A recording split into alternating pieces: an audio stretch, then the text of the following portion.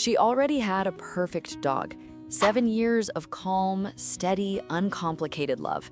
Then a 60-pound Bull Terrier walked into her life and declared everything in the house his.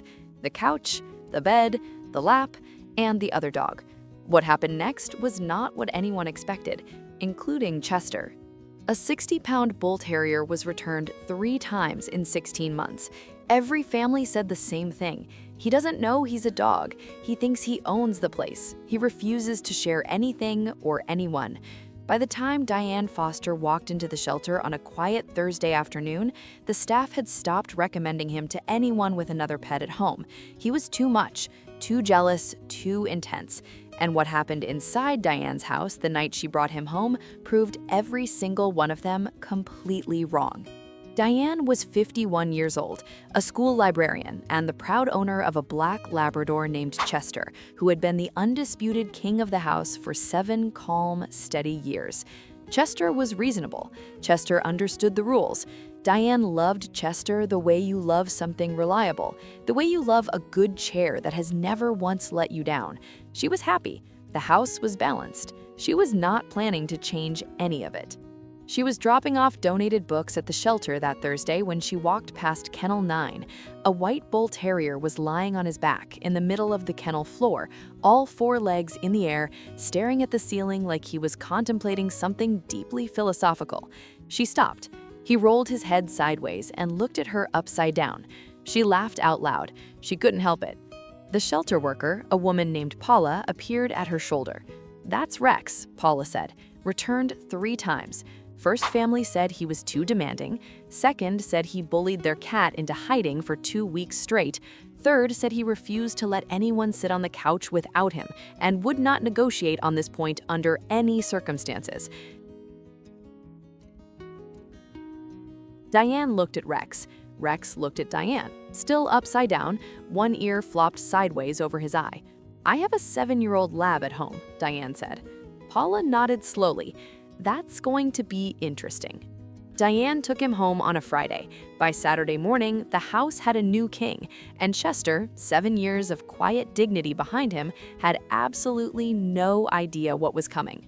Rex entered the house like an announcement, not aggressive, not loud, just completely certain that everything in the building now belonged to him, including Chester. Chester outweighed Rex by 20 pounds. Chester had 7 years of established territory and seniority. He had a whole section of the couch that had been exclusively his since the very beginning. Rex sat down in the middle of Chester's section on the first night and looked at Diane like he was waiting for applause. Chester retreated to his bed in the corner. He lay down, he sighed the sigh of a dog who understood that something had fundamentally changed and was choosing, wisely, not to argue about it. By day 3, Rex had claimed Diane's lap as his permanent personal territory. The moment she sat on the floor, Rex was in her lap. The moment she sat on the couch, Rex was across her legs. The moment she lay down with a book, Rex was on her chest, staring at the pages like he was also trying to read and finding the plot deeply unsatisfying. Chester watched all of this from across the room with the expression of a deposed king reviewing a deeply unfavorable situation and calculating his remaining options. The first real conflict came on day 5. Diane was sitting on the floor with her back against the couch, Rex sprawled across her lap, when Chester walked over and tried to lay his head on her knee. Standard Chester behavior, something he had done approximately 4,000 times before without incident. Rex lifted his head, looked at Chester, then looked at Diane, back to Chester. He didn't growl, he didn't snap. He placed one white paw very deliberately on top of Chester's nose and pushed it gently but firmly off Diane's knee.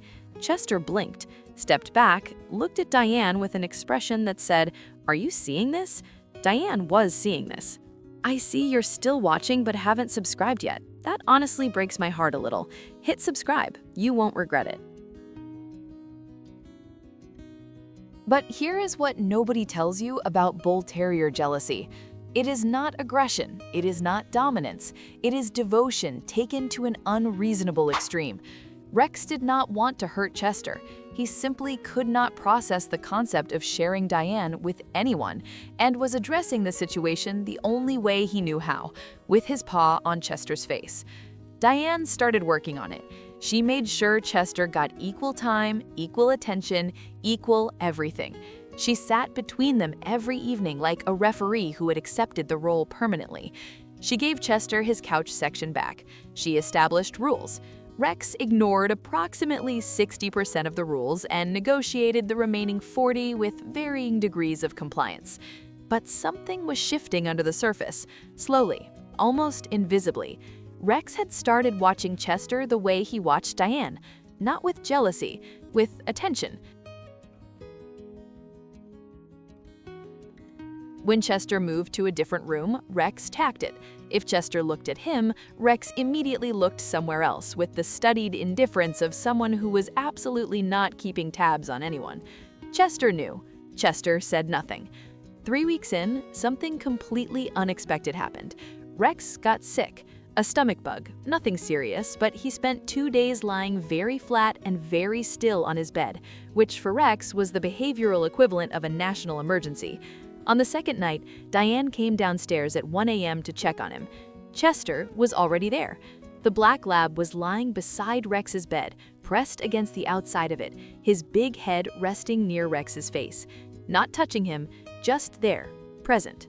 The same way Rex was always present with Diane. Rex had his eyes half open. When he saw Chester, his tail moved once, slowly. Chester didn't move until morning.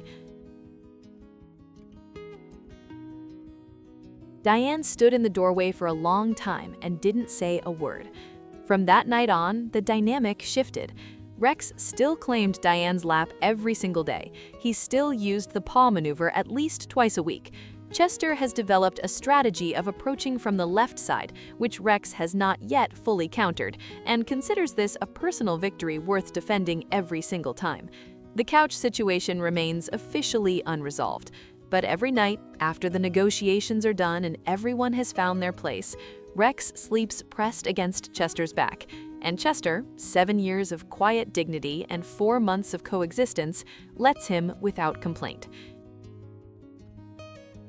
Some dogs come into your life and rearrange everything: the furniture, the rules, the other dog, and somewhere in all that chaos, without anyone planning it, a family gets made.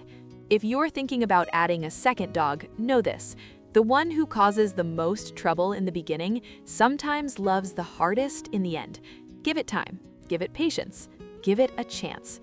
Would you trust a jealous Bull Terrier with your other dog, or would you have sent him back? Tell me in the comments.